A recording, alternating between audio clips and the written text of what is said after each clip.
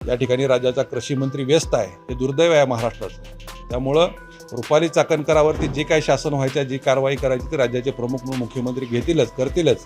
राज्यभरातून दबाव या ठिकाणी निर्माण झालेला आहे। महिला चुकीच्या संस्थेत जाणं, त्या संस्थेत सदस्यपद स्वीकारणं आणि त्याच्या आडून जी चुकीची काही धंदे झालेले आहेत, त्या अतिशय चुकीची या ठिकाणी बातमी आम्ही काल ऐकली।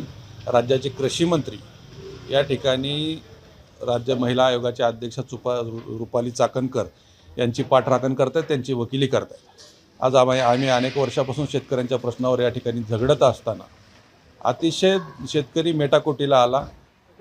काही दिवसापासून या राज्यामध्ये, मराठवाड्यामध्ये, राज्यातल्या विविध भागामध्ये गारपीट सुरू आहे, अवकाळी पाऊस, वादळ सुरू आहे आणि त्या वादळामध्ये रब्बीचे पिकं पूर्णपणे नेस्तनाबूत झालेले असताना राज्याच्या कृषी मंत्र्यानं शेतकऱ्याकडे लक्ष देण्याच्या ऐवजी अशोक खरात, जो कोणी बाबा बलात्कारी बाबा आहे, त्या बाबाच्या संस्थेमध्ये रुपाली चाकणकर आहेत, त्या चाकणकरांना वाचवण्यासाठी आणि त्यांना पाठीशी घालण्यासाठी या ठिकाणी राज्याचा कृषी मंत्री व्यस्त आहे, हे दुर्दैव आहे महाराष्ट्राचं।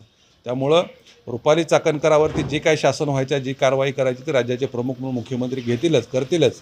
राज्यभरातून दबाव या ठिकाणी निर्माण झालेला आहे। महिला आयोगाच्या अध्यक्ष असून सुद्धा अशा चुकीच्या पद्धतीनं वक्तव्य, चुकीच्या पद्धतीनं चुकीच्या संस्थेत जाणं, त्या संस्थेत सदस्यपद स्वीकारणं आणि त्याच्या आडून जी चुकीची काही धंदे झालेले आहेत, त्याला आळा घालण्यासाठी राज्याचं गृह खातं सक्षम आहे, कायदा, कोर्ट आहे, याला सगळी न्यायव्यवस्था आहे।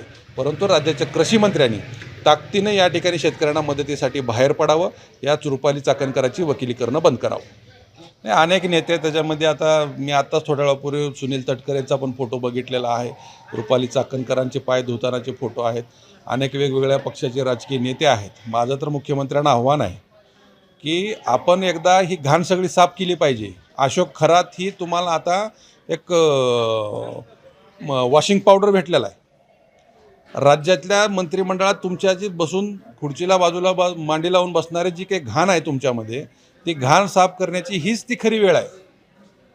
ह्याच्यामध्ये कुणाचीही गाई करू नका। जो कोणी त्या खरात बाबाशी, त्या बलात्कारी बाबाशी संबंधित आहे, त्याचा बंदोबस्त करा, म्हणजे राज्यातलं 80% मंत्रिमंडळ स्वच्छ होईल, असं माझं या ठिकाणी मला वाटतं। नाही, निषेध तर आहेच, राज्यभरातून आज निषेध व्यक्त केला जातो, फक्त निषेध करून भागणार नाही। राज्यामध्ये अतिशय असंतोषाची लाट आहे। राज्य महिला आयोग हा एक राज्यातल्या महिलांना संरक्षण देणारा आयोग आहे आणि तेच आयोग जर बलात्कारी बाबासोबत संबंधित असलं आणि त्याचा प्रमुख जर त्या ठिकाणी त्या बलात्कारी बाबासोबत त्या संस्थेत सदस्य असेल, तर राज्यातल्या महिलांना न्याय काय मिळणार? राज्याचे मुख्यमंत्र्यांना माझे नम्र आव्हान आहे की आपण हे राज्य महिला आयोग बरखास्त करा। गरज नाही याची, या महिला आयोगाची गरज नाही। उलट पोलीस स्टेशन आहे, कोर्ट आहे, न्यायव्यवस्था आहे ना महिलांना न्याय देण्यासाठी। आतापर्यंत किती न्याय दिला ह्या महिला आयोगाच्या अध्यक्षांनी महाराष्ट्रातल्या?